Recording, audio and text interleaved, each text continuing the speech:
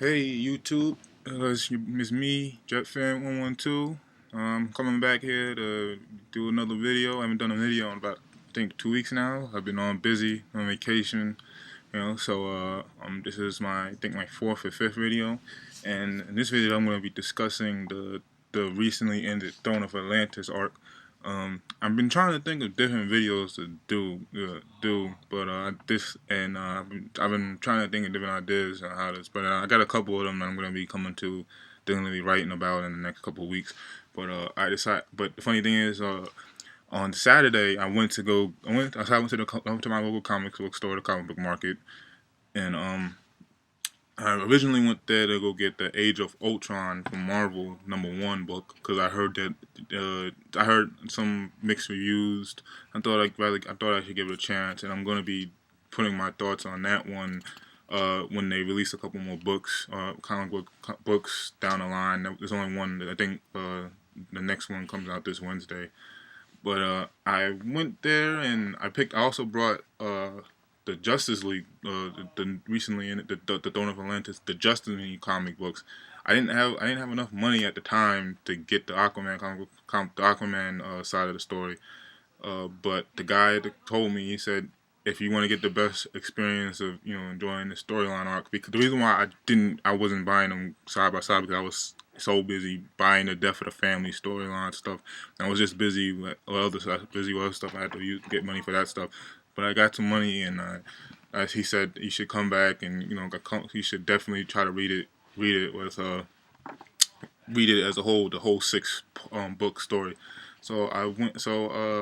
Instead, I read the Age of Ultron books and which other one? Oh yeah, and Batman the Detective Comics #18, which was really good. Uh, Picked that one up too. That was probably the best detective comic book that I read since probably before the Death of the Family storyline. That was probably the best one that I loved. I guess I should get quick thoughts on that. I love the introduction of Victor Zsasz character. He's always been like a favorite character of mine in the DC comic book story. Even though you can't really you can't really talk him out, you can't really put him on the TV shows because his character is probably the most violent character on the whole Batman villain line besides the Joker, because his niche is serial killer. He's a serial killer that cuts all his kills into himself. So that's kind of so that was kind of a good introduction. I also like the whole Emperor Penguin thing that they're doing. With the Ogilvy and the Penguin. I liked where that going. I kind of was confused with it in the last comic, the last parts of the comic, the last issues in the comic. I didn't really understand where they're going to it, but I guess since the whole Death of the Family storyline is over with, they finally didn't have to worry about somebody else's storyline, they finally got to get back on track, and the issue was really good. It was better than I expected. I brought that issue on Friday. I was just so busy I didn't get a chance to read it until Monday.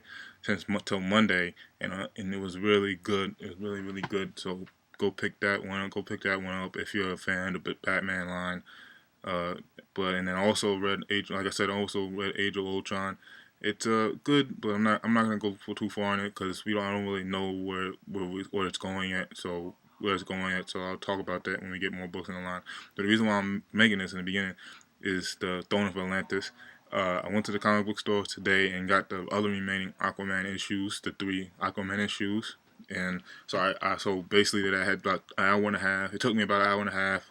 I read all six books consecutively. It took me about an hour and a half to read all of them, and it was a really good line.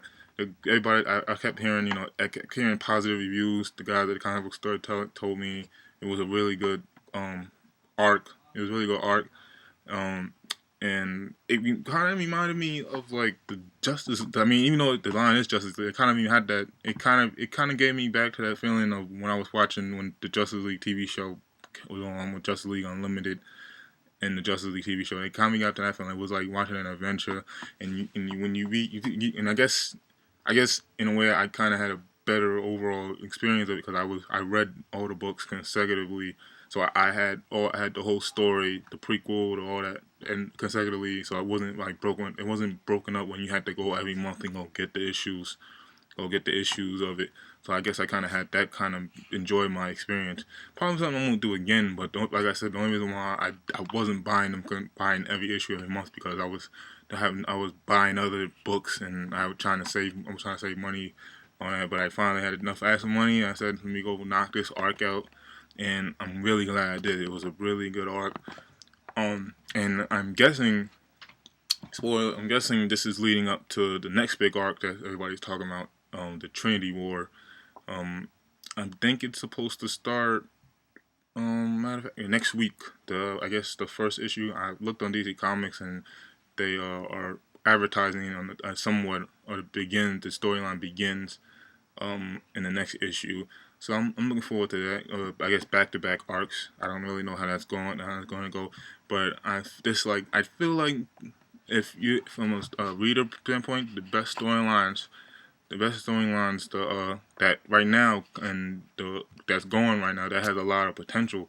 The Justice League is gonna have mark my words. The Justice League is gonna have a lot of storylines coming up with this Trinity War.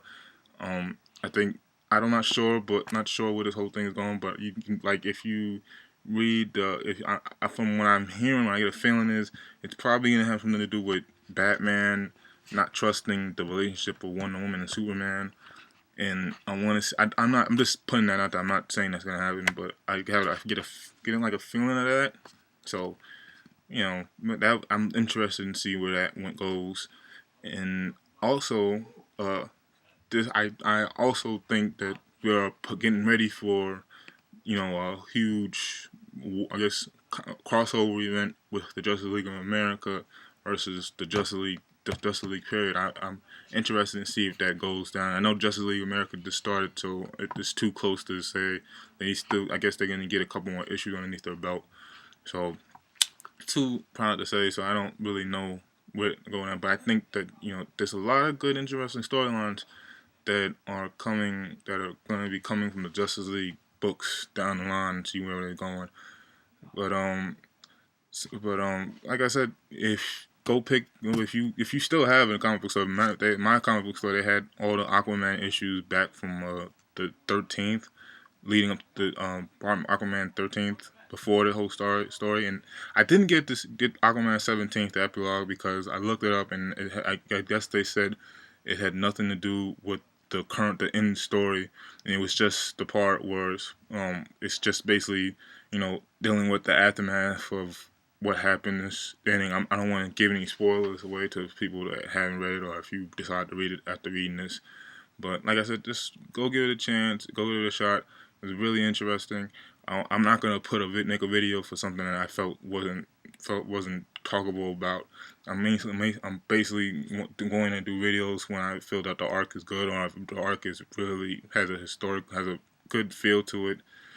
But I'll pick that up. Tomorrow is Wednesday, so I guess the next video probably gonna see from here that I'm going to talk about is the aftermath of, if you haven't spoiler, but if you haven't heard about it now, then I don't even care anymore. If you haven't read it now, it's the aftermath of Batman, Robin, Wayne, death. DC is doing a whole bunch of Requiem issues. The covers have looked really good. But most all the Batman characters lines like Red Hood and Nightwing and Batgirl and Batman, Robin, Batman, they all have issues. I mean, cover issues that are relating to Robin's death. So I'm interested to see how many people, where they're gonna go with that. So I'm probably gonna do another video and see how the characters handled the aftermath of the death, and maybe we'll get some clarity on what's next to happen. Will another character take over the Robin Hood? And a lot of people say, maybe Jason Todd. I mean, not Jason Todd. Tim Drake will take over the Robin Hood since since a lot of people feel that the Teen Titans storyline is floundering and not really interesting people. And I guess they said that he should maybe go back to Robin. I don't really know what that is, but I guess the last one that people are looking forward to these issues. So when you see me, I'm gonna read all the issues from. I'm gonna read all the issues and then maybe I'll wait and then when they release Red Hood and Nightwing and see we get a better clarity. But yeah, the next video I'm probably gonna do is just the aftermath of the death and the effect it takes on the other videos. So I hope you enjoyed the video. Subscribe at the bottom. I want to get some subscribers, I guess. And enjoy. All right, bye. All right, guys.